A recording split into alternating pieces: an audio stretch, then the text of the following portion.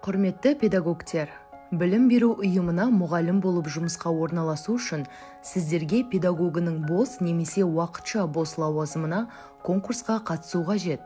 Конкурсты білім беру ұйымы өткізеді. Бос лауазымдардағы әр педагогке сағат саны педагогтың 1,5 мөлшерлемесінен аспауы керек. Жаңа білім беру ұйымы ашылған кезде сондай-ақ оқушылардың белгілі бір контингенті жаңа білім беру ұйымына ауысқан жағдайда оқушы орындарының тапшылығы, осы сыныптарда сабақ берген және сыныптық басшылықты жүзеге асырған педагогтерді жұмысқа орналастыру конкурстық рәсімнен өтпей-ақ ауыстыру тәртібімен жүргізіледі. Конкурс кезеңдері. Білім беру ұйымы конкурс өткізу туралы хабарландыруды келесі платформалардың бірінде жариялайды. Интернет-ресурс, білім беру ұйымының немесе білім беруді басқару органының әлеуметтік желілердегі ресми аккаунттары, мемлекеттік органның ақпараттық жүйесі. Білім беру ұйымы конкурстың өткізілетін күні мен орнын айқындайды және конкурс комиссиясын құрайды. Бұдан әрі конкурсқа қатысуға ниет білдірген кандидаттардан құжаттар қабылданады. Кандидаттардың құжаттары Қазақстан Республикасы Білім және ғылым министрінің нөмірі 338 бұйрығы бойынша педагог лауазымдарының үлгілік біліктілік сипаттамаларымен бекітілген біліктілік талаптарына сәйкестікке қаралады. Конкурс комиссиясы қорытынды отырыс өткізеді. Конкурсқа қатысуға құжаттар 7 жұмыс күн ішінде қабылданады. Кандидат үшін құжаттар тізбесі.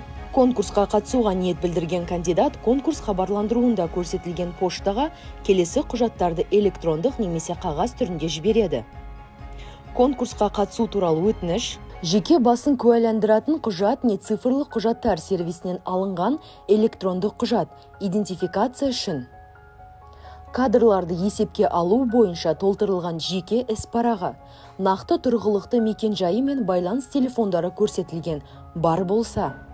Педагогтердің үлгілік біліктілік сипаттамалары мен бекітілген лауазымға қойылатын біліктілік талаптарына сәйкес білімі туралы құжаттардың көшірмелері. Еңбек қызметін растайтын құжаттың көшірмесі бар болса. Денсаулық сақтау саласындағы есепке алу құжаттамасының нысандарын бекіту туралы Қазақстан Республикасы Денсаулық сақтау министрінің міндетін атқарушының 2020 жылғы 30 қазандағы бұйрығымен бекітілген нысан бойынша денсаулық жағдайы туралы анықтама. Психоневрологиялық ұйымнан анықтама. Наркологиялық ұйымнан анықтама.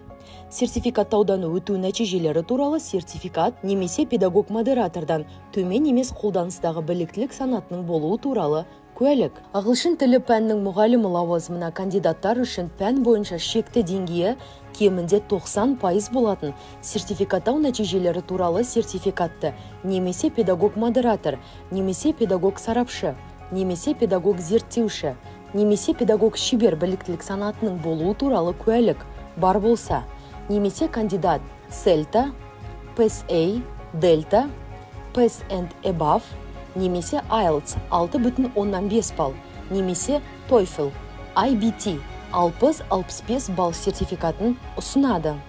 Кандидаттың толтырылған бағалау парағы. Тәжірибе жоқ кандидаттың бейне презентациясы кемінде 15 минут, ең төменгі ажыратымдылығы 720-480.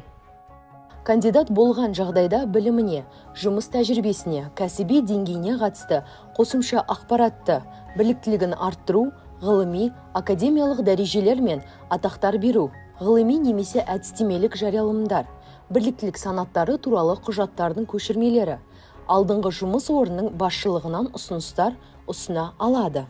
Тізбедегі көрсетілген құжаттардың біреуінің болмауы құжаттарды кандидатқа қайтару үшін негіз болады.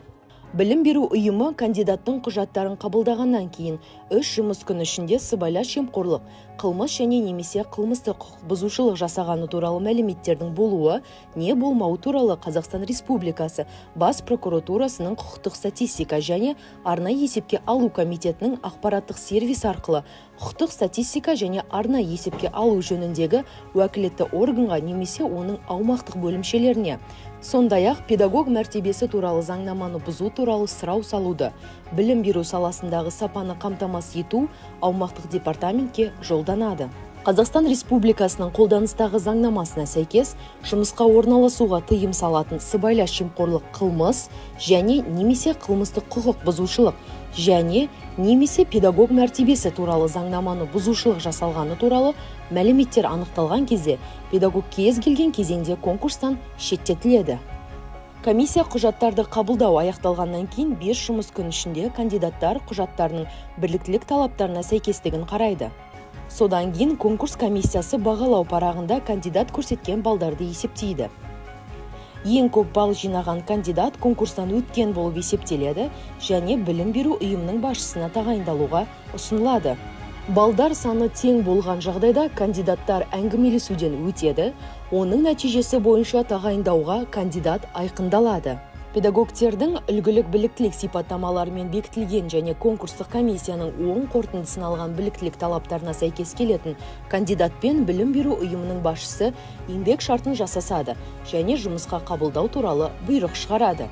Конкурс нәтижелері кандидатқа электрондық поштасына жіберіледі немесе өтініште көрсетілген телефон нөмірі арқылы хабарланады. Құрметті педагогтер, мектепке жұмысқа орналасу кезінде сәттілік тілейміз.